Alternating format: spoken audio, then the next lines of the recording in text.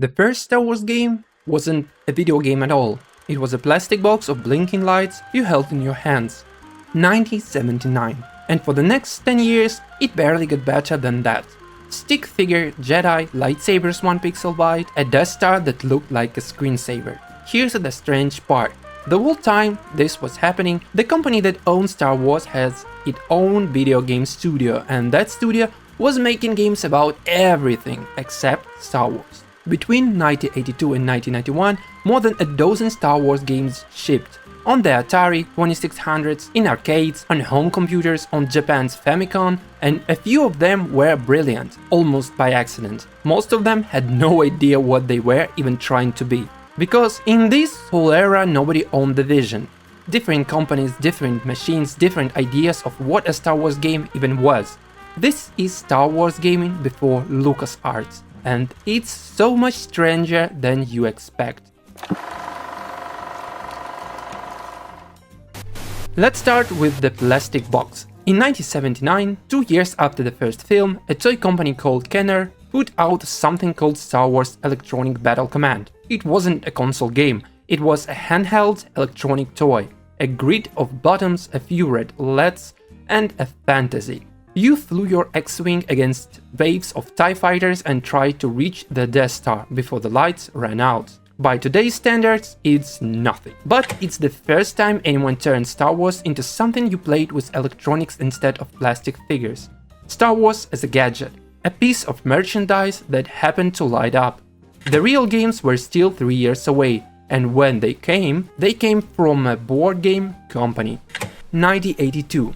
The Atari 2600s, the machine that put video games in living rooms.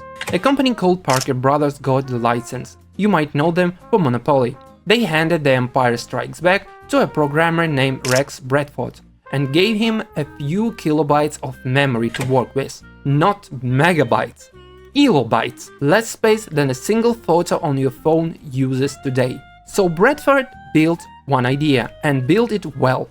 Echo Base sits at the bottom of the screen, AT-AT's walkers march towards your generator, you fly a snowspeeder back and forth, shooting at them, dodging fire, trying to bring them down before they reach the base. There's even a spot on each walker you have to hit. That's the whole game. And it worked. The walkers speed up, the pressure climbs, you learn the rhythm, you die anyway, you start again. Parents watch the family's quarters vanish. More than that, it proved something. A licensed Star Wars game could actually be good, not just a logo slapped on a box, a real game with the real design that people wanted to play. This was the first licensed Star Wars video game ever, and it raised an obvious question. If Star Wars games could be this good, why wasn't Lucasfilm making them? And here's the answer. And it's the strangest fact in the whole story. That same year, 1982, Lucasfilm started its own game studio, Lucasfilm Games. The company behind the most famous movie on Earth now had people whose entire job was making video games. There was just one problem. They weren't allowed to make Star Wars games. Because Atari held the Star Wars game license. Atari had even helped fund the studio's launch. So the deal was simple and absurd. The people who owned Star Wars had sold off the right to make Star Wars games, and the money was too good to take it back. So Lucasfilm's own studio sat there with the keys to the galaxy and made other things. Bellblazer, Rescue on Fractalus, original games, some of them genuinely ahead of their time, published by Atari, about anything but the Force. Sit with that. For most of the 1980s, the one team that should have understood Star Wars better than anyone was locked out of it by a contract. And while they made games about everything else, outside companies took turns fumbling the real thing. So who was fumbling it? Let's get to the chaos. 1983, the chaos year. 3 Star Wars games in 12 months. Parker Brothers shipped 2 of them, Atari shipped the 3rd, and nobody was really talking to anyone about what a Star Wars game should even be. Parker Brothers came back first with Return of the Jedi Death Star Battle on the Atari 2600s. You fly the Millennium Falcon around the 2nd Death Star, dodging TIE fighters and a wall of the colored blocks that are supposed to be... something? The Death Star looks like abstract art, it's sold. Reviewers call it functional. That's 1980s reviewers speak for. You play it once at a friend's house and never again. Then Parker Brothers got weird. They released Jedi Arena. On paper this meant to be the first great lightsaber game, two duelists, a sicker remote bouncing between them, the little training ball Luke practices with on Falcon. You deflect it with your saber, miss and you take the hit. In reality, your Jedi is the stick figure, your lightsaber is the few pixels. The arena is the black void with two blobs in it. It's Pong, cosplaying the Star Wars. The idea was pure, the execution was a stick fighting another stick. Nobody had agreed on what a Star Wars game should be, so everyone guessed, and most of them guessed wrong. But that same year, somebody guessed it right, spectacularly right. 1983, Atari, the arcade division this time, released Star Wars arcade machine, and this one is the holy grail. It was designed by Mike Halley, and it used vector graphics, bright, glowing, wireframe lines instead of chunky pixels. Smooth, fast, scalable. You sit in the cockpit first person and you fly the assault on the Death Star, dogfight the TIE fighters, skim the surface, drop into the trench and take the shot. And the cabinet talked. It used digitalized audio pulled from the film, Obi-Wan telling you to use the Force, R2 beeping, the roar of the trench run. In 1983, sitting in a dark arcade with a glowing yoke in your hands and Alec Guinness in your ears, that was magic. Players obsessed over it. They memorized the voice lines.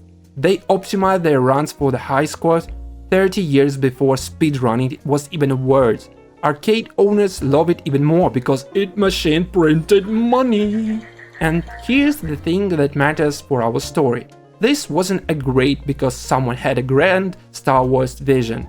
It was great because Atari's arcade team were brilliant arcade designers who happened to be handed Star Wars. The best game of the entire era was, in a way, a beautiful accident. The template worked, so Atari tried to do it again, twice with mixed results. 1984. Atari followed up with the return of the Jedi arcade game, and they made a bold choice. They threw out the vectors. Instead of glowing wireframe, this one used colorful raster graphics, solid drawn pixels, from an angled top-down view, a bit like the old arcade game Zaxxon. The highlights was the speeder bike chased through the forest of Endor, 3 flying past, scout troopers swarming you, real speed and weight to it. As a recreation of that scene it mostly delivered, but it didn't have the magic of the first cabinet. Trading the glowing wireframe for the flat sprites made it feel like a good arcade game, not a singular one. Then in 1985, Atari put out the third arcade game, The Empire Strikes Back. They had one more try it then before the bottom dropout. And this time they went back to what worked, back to vectors. This one wasn't even a full new machine. It shipped as a conversion kit, a board you drop into the original 1983 Star Wars cabinet to turn it into a new game. You fought the Battle of Hoth in glowing wireframe, taking down AT-ATs from the cockpit. It was fine, it was competent, but you can feel the energy draining out. The first arcade game was a lightning strike. The follow-ups were a studio trying to bottle that lightning again and getting a little less each time. And that arcade hit didn't stay in the arcade. In 1983, cabinet got chopped down and squeezed onto home machines. The Atari 2600. Home computed the ZX Spectrum by a string of different publishers, from Parker Brothers to Britain's Dolmark. Some versions held up, some were barely recognizable. Same game, same logo, a dozen different shapes depending on who sold it to you and what box it ran on. The Galaxy was everywhere and it looked different in every living room. And then it didn't matter, because the whole industry fell off a cliff. In 1983, the North American video game industry crashed hard. Too many consoles, too many cheap cash-in games, too many parents deciding the whole fad was over. Companies collapsed. Atari itself was gutted and split apart. Store shelves that had been full of cartridges went bare. And expensive licensed games, the kind of that cost real money to make and license, were among the first things to disappear. So from roughly 1985 to 1987, in the West, Star Wars games basically stopped. Not because anyone fell out of love with Star Wars, the films were as popular as ever. The market that made the games had simply broken. But the lights didn't go out everywhere. On the other side of the world, Star Wars gaming kept going. It just did it in the language most of the players couldn't read. Japan had the Famicom, the same console the West would later get at the NES. And in 1987, Namco, yes, the Pac-Man company, built a Star Wars game for it. It's a top-down action adventure. You play Luke, you drive across the desert, you pilot an X-Wing, you work toward rescuing the galaxy. The sprites are blocky and strange. At one point Luke can even turn into a weird little creature, and some levels, pulled from the later films, even thought it's badged as the first one. But underneath the oddness, the design is solid. Tight controls, clear goals, actual level structure instead of just chasing a high score. Japanese developers had figured out how to build for a home console you sit and play for an hour, while a lot of Western studios were still thinking like arcade designers. And here's the thing. This game never officially left Japan. Most players in the rest of the world never even knew it existed. The better designed console Star Wars game of 1980s was the one that West didn't get. Meanwhile, in Europe, Star Wars gaming was scraping the bottom. 1988, a British budget publisher called Mastertronic released Droids, based not on the films but on the Saturday morning cartoon about R2-D2 and C-3PO. It's a platformer with puzzles, where the two droids are captured by a gang and have to escape a maze of traps and hostile machines. And it is rough. C-3PO is a protocol droid with no way to fight, shuffling through the hazards. R2 rolls through the mazes. It was cheap, it was forgettable, and almost nobody remembers it today. Why even mention it? Because for every glowing arcade cabinet there were games like Droids, cheap cartoon tie-ins, knocked out by whoever held a slice of the license that month. This is what nobody owned division actually looks like on a shelf. A masterpiece and a throwaway, both stamped Star Wars, sitting side by side with nothing connecting them but the logo. For almost a decade that was the pattern, and then quietly it ended. 1991. A small studio in Australia called Beam Software made a Star Wars game for the NES. On the surface, it's another retelling of the first film, turned into a side-scrolling action game. It's strange, it's brutally hard, and it has a reputation for boss fights and jumps that punish you. Players who grew up with it remember it partially with love, partially with scars. But the important thing isn't how it played, it's who was finally in the room. For the first time, Lucasfilm Games wasn't just signing a license and walked away. It was in the room where the game was shaped, handling the design and the creative side while Beam Software wrote the actual code. Not a game Lucasfilm farmed out and forgot. The first Star Wars game it's actually helped build. For 9 years, Lucasfilm had farmed the galaxy out, to Atari, to Parker Brothers, to Namco, to budget houses in Europe. The studio it built in 1982 had been forced to make games about everything else. By the 1990s, that studio had a new name, LucasArts. And around 1991, it finally stopped just licensing the galaxy away and started helping build it, instead of watching other people guess. That little Australian-built NES cartridge is the hinge. On one side, a decade of chaos. On the other, the company that owned the vision finally deciding to use it. So that's the era before LucasArts. Roughly 12 years, more than a dozen games and one clear through running underneath all of it. Nobody was in charge of what a Star Wars game should be. That's why it produced both extremes. A 1983 arcade cabinet so good people still seek it out today, and one pixel lightsaber duel between two stick figures. Genuinely a smart Famicom game the West never saw, and the cartoon cache-in nobody finished. Brilliance and embarrassment, with no other steering between them. And the whole time, the studio that should have been making these games was sitting on the sidelines.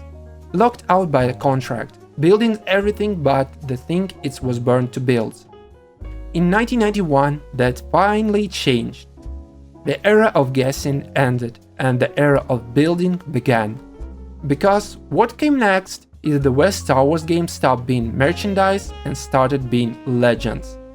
X-Wing in 1983, Dark Forces in 1995. The golden age when one company finally decided what a Star Wars game was supposed to be. But that's part 2. But it only matters because of this, the years no one talks about. The plastic box of lights, the stick figure Jedi, the accidental masterpiece in the corner of an arcade. The first Star Wars games really had no idea what they were, and that's exactly why the story of how they figured it out is worth telling.